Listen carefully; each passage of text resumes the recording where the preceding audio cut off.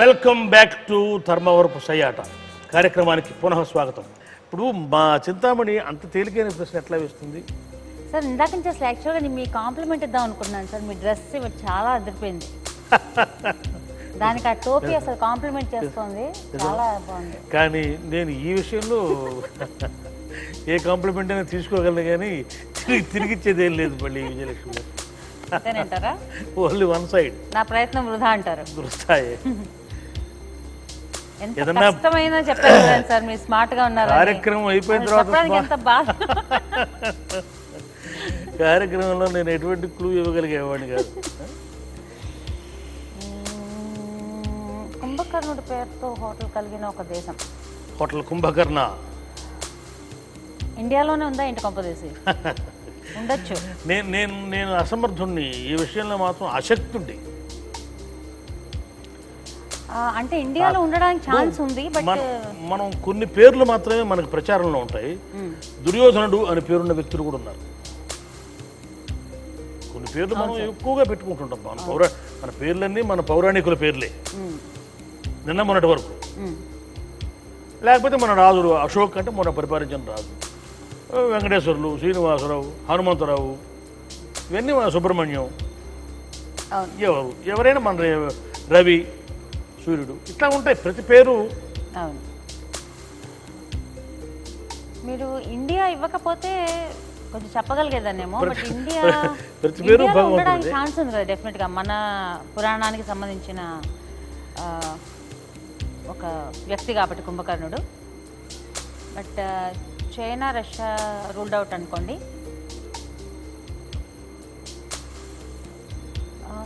Indonesia అయి ఉండొచ్చు అనుకుంటున్నానండి, ఎందుకంటే ఇండోనేషియా మీద కూడా మన అంటే మన ప్రభావం ఉంది కదండి, మన పురాణాలు, కొన్ని క్యారెక్టర్స్. పైగా ఇప్పుడే నా స్మార్ట్నెస్ గురించి కూడా మీరు ఒక మాట అన్నారు. ఇప్పుడే నేను ఏదన్నా కనుక మాట్లాడాలంటే నిరూపించుకోగలిగిన అవకాశం మీకు ఇస్తున్నాను ఇప్పుడు. నేను స్మార్ట్ కాదన్నా ఒప్పుకుంటానేమో, కానీ అవకాశం మాత్రం ఇచ్చి వ్రతభంగం మాత్రం చేసుకోలేను.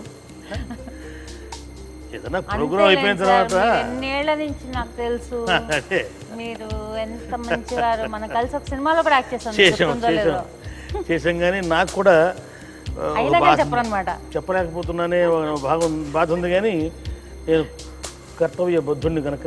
సరే,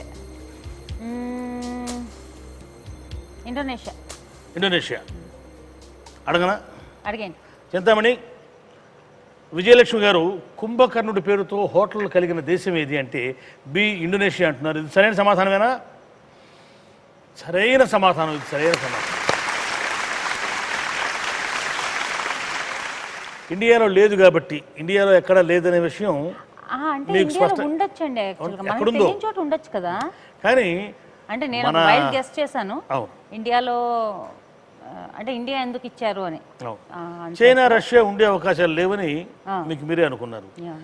ఇండియా సంస్కృతి, ఇండోనేషియా సంస్కృతి, మలేషియా, థాయిలాండ్ ఇవన్నీ ఒకే సంస్కృతి. అది మలయా అనేవాళ్ళం, థాయిలాండ్, ఆ పక్కన ఉన్నటువంటి కంబోడియా, ఇవన్నీ కూడా మన సంస్కృతి. ఒక కాంటినెంటల్ డ్రిఫ్ట్, ఆ మహావిస్ఫోటం జరగక ముందు ఇవన్నీ ఒక చోటనే ఉన్నాయి. థాయిలాండ్ కానివ్వండి, ఇప్పుడు ప్రపంచం మొత్తంలో కల్లా పెద్ద విష్ణు దేవాలయం కంబోడియాలో ఉన్నటువంటి కంబోడియాలో ఉంది. మొత్తం అంతా అన్ని ప్రపంచంలో కల్లా పెద్ద దేవాలయం విష్ణు దేవాలయం అది, అంకార్వాడి. ఆ విష్ణు దేవాలయం చూడటానికి 2 కళ్ళు చాలు. మన మధురై దేవాలయం కన్నా, తంజావూరు దేవాలయం కన్నా, మన మిగతా కాళహస్తి దేవాలయం కన్నా, వీటన్నిటికంటే కూడా పెద్ద దేవాలయం, పెద్ద ప్రాకారం, పెద్ద దేవాలయం విష్ణు దేవాలయం అంకార్వాడి కంబోడియాలో ఉందన్నమాట. సార్ నెక్స్ట్ క్వశ్చన్ అదేనా? నెక్స్ట్ క్వశ్చన్ అది కాదు. నెక్స్ట్ క్వశ్చన్ అయితే చెప్పేవాడు కాదు. ఇండోనేషియాలో అడుగడుక్కి ఒక విఘ్నేశ్వరుడు టెంపుల్ ఉంటుంది. వాళ్ళు ఎక్కువగా మనకంటే పురాణాన్ని వాళ్ళు ఎక్కువగా అనుసరిస్తూ ఉంటారు. రాముడు మనవాడని మనం అంటాం, కాదు మావాడని ఇండోనేషియా, థాయిలాండ్ వాడు అంటుంటారు.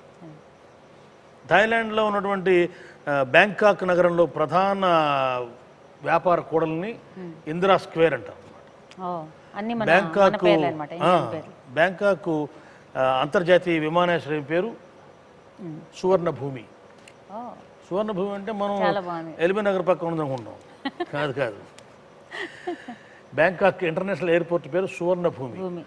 బ్యాంకాక్లో ఉన్నటువంటి ప్రధానమైనటువంటి లైన్ పేరు మెడ్రాస్లో మౌంట్ రోడ్ లాగా, మనకి ఇక్కడ పివి నరసింహారావు ఎక్స్ప్రెస్ హైవే లాగా, అక్కడ రామా రోడ్, రామా 9 రోడ్ అంటారు అనమాట. రామా అనే రోడ్డు ఆ బ్యాంకాక్ మొత్తంలో కన్నా పెద్ద రోడ్డు. అలాగే థాయిలాండ్ వాళ్ళ ప్రదర్శనలు చూసాను సార్, వాళ్ళు కూడా మెయిన్గా రామాయణం బ్యాక్ డ్రాప్లో చాలా డాన్స్, రాముడు సీత హనుమంతుడు మా వాళ్ళు అంటారు, వాళ్ళు రామాయణం మాది అంటారు వాళ్ళు. కాబట్టి ఈ ప్రాంతం అంతా కూడా రామాయణం మన పురాణాల ప్రభావం ఉంది అని చెప్పుకుంటూ మనం అక్కడ స్వస్తివాచ్యం పలికేదానికి మనం మళ్ళీ కథలోకి వస్తే, చింతామణి తర్వాత ప్రశ్న ఏమిటి? పురాణం వచ్చింది మళ్ళీ ఇక్కడ. పురాణాలు ఇతిహాసాల్లో విదేశాలకు వెళ్ళి వచ్చిన తొలి మహిళ ఎవరు?